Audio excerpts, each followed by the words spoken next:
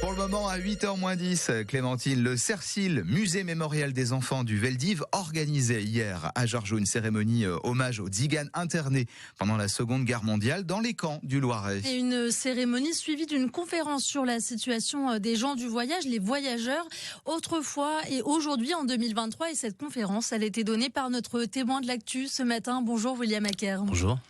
Juriste et directeur général de l'Association nationale des gens du voyage citoyen. De la Seconde Guerre mondiale et même avant, jusqu'à nos jours en 2023, vous percevez une continuité historique dans la persécution des gens du voyage ? Je le perçois pas. En fait, on peut le revoir dans le droit français depuis 1912, puisqu'en 1912, on crée un statut ethnique spécifique pour les voyageurs, qu'on appellera nomades, et qui contribuera à l'aide d'outils de fichage et de fichiers centraux de police à l'internement ensuite de nos familles à partir d'octobre 1940 et jusqu'à l'été 1946, donc bien après la guerre. L'internement, les régimes de persécution commencent sous la Troisième République et finissent bien après la guerre. Donc, on a un épisode vraiment marquant dans la mémoire de nos familles. Et ensuite, la mise en place de politiques publiques qui servent à l'origine à redresser les populations d'origine nomade. C'est les termes qui sont utilisés à l'époque et qui consistent en fait à créer des espaces de vie en dehors des autres populations, à part pour les voyageurs qui font l'objet d'un contrôle social et d'un contrôle de la circulation aussi, puisqu'on crée des carnets et livrets de circulation pour les gens du voyage qui succèdent à les carnets anthropométriques de 1912 à partir de 1969. Et ces outils de fichage nous obligeront à pointer au commissariat tous les 3 à 6 mois dans l'année. Donc quand on était enfant, on allait au commissariat pour pointer régulièrement, pour être contrôlé. Et ça, ce régime-là, il ne prendra fin qu'en 2017. Et l'ensemble des droits, on va dire, citoyens des voyageurs, comme l'accès concret au droit de vote, c'est 2012. La fin des quotas de gens du voyage par ville existe, c'est jusqu'en 2015. Donc on est dans un siècle de discrimination juridique inscrite dans le droit français qui vient tout juste de disparaître, mais qui produit encore des effets dans la pratique publique et notamment dans la pratique administrative. On voit que c'est très récent. Il y a une forme de racisme intérieur à la France envers votre communauté. Pas forcément intérieur à la France, je dirais qu'elle est ce qu'on appelle l'anti-ziganisme, on peut l'appeler de différentes manières, mais en tout cas ce racisme-là, il est commun à tous les pays d'Europe. Concrètement, il a été particulièrement théorisé en France avec, dès le 19e siècle, un traitement à la fois médiatique, littéraire et discursif autour des populations du voyage qui était extrêmement essentialisant, qui tournait autour de stéréotypes du vol d'enfants, du voleur de poules, de l'envahisseur, du propagateur d'épidémies. Et tous ces stéréotypes-là qui sont très anciennement ancrés vont servir sous le Troisième Reich pour créer une catégorie raciale de tziganes et en France pour créer une théorie de la race nomade qui sera présente sous Vichy et qui a imbibé les esprits français, littéralement. Et ça reste encore, ça perdure encore dans notre époque contemporaine. C'est quelque chose que vous ressentez encore, ces stéréotypes qui ont la peau dure finalement. Amusez-vous à rechercher les grands discours sur les gens du voyage ces dernières années et les paroles d'hommes politiques sur le sujet. Vous verrez que le propos est complètement décomplexé. Faites une autre expérience, tapez gens du voyage dans une barre de recherche Google et regardez les derniers articles qui sont sortis. Ça ne parle que de crimes et de délits. Voilà. Et souvent, ça s'intéresse dans la presse locale au stationnement des caravanes, des gens du voyage, des voyageurs. On voit que c'est un problème qui est soulevé par plusieurs élus. Le stationnement, des fois sur des aires qui sont pas adaptées. Comment on en est arrivé là ?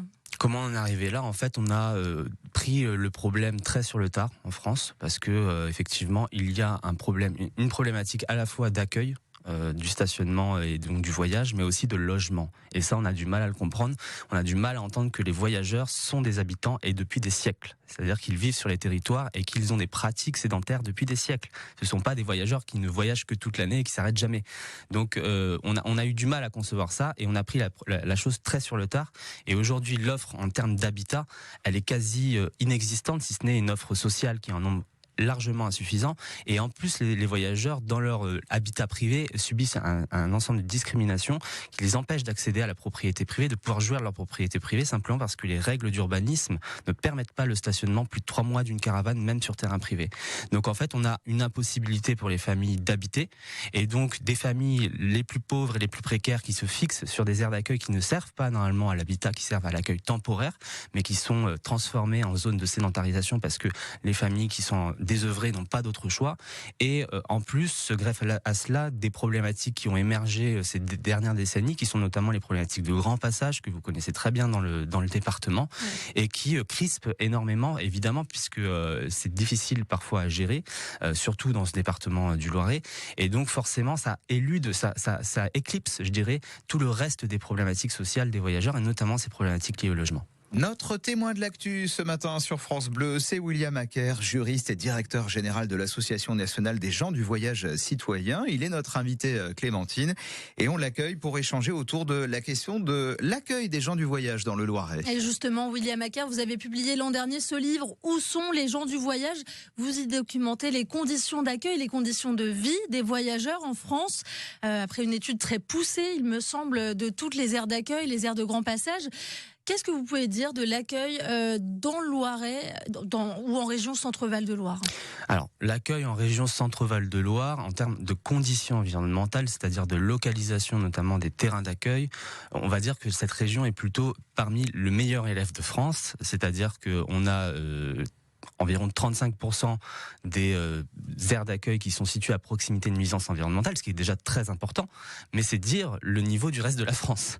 Généralement, on est sur une moyenne nationale de 51% des aires d'accueil qui sont à proximité directe, soit de risques industriels, soit de polluants, et dans certains départements, on monte à 100%.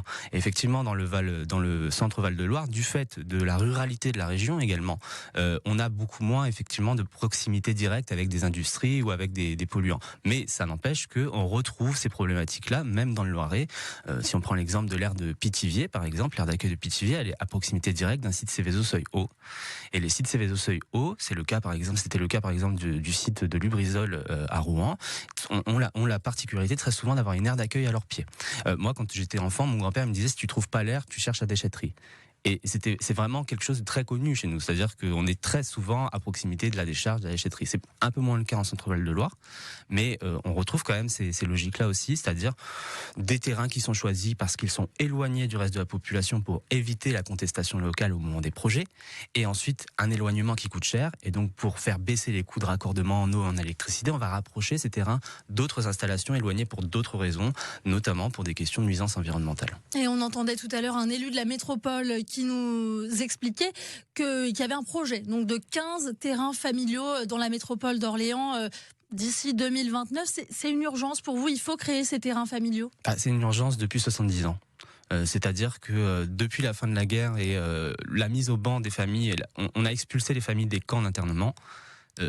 En plein hiver, ici à Jargeau, on les a expulsés le 31 décembre 1945, en plein hiver sans rien, après les avoir spoliés de tous leurs biens. Et donc ces familles-là se sont retrouvées dans une misère et un dénuement le plus total. Elles ont dû se reconstruire sans aucune aide de l'État. Et c'est que dans les années 90 qu'on voit commence à voir apparaître des solutions d'accueil. Mais ça ne correspond pas à des besoins d'habitat. Ça ne correspond pas à des besoins de logement. Donc l'urgence, elle est urgente depuis 70 ans. Or, aujourd'hui, on nous annonce la création de terrains en 2029. Ça arrive très tard parce que l'obligation elle existe depuis 2017 et ils auraient largement pu anticiper ces besoins-là. Je crois qu'il y a déjà des terrains familiaux qui ont été construits ici, mais 15 terrains ne suffiront évidemment pas à répondre aux besoins du Loiret. Il faut faire plus, c'est ce que vous nous dites ce matin, William Acker. Merci beaucoup d'avoir répondu à notre invitation. Je rappelle que vous êtes juriste, directeur général de l'Association nationale des gens du voyage citoyen, également auteur du livre « Où sont les gens du voyage ?» Merci, bonne journée. Merci. Merci à vous deux. Tout de suite, voici votre journal de 8h avec Lydie sur France Bleu.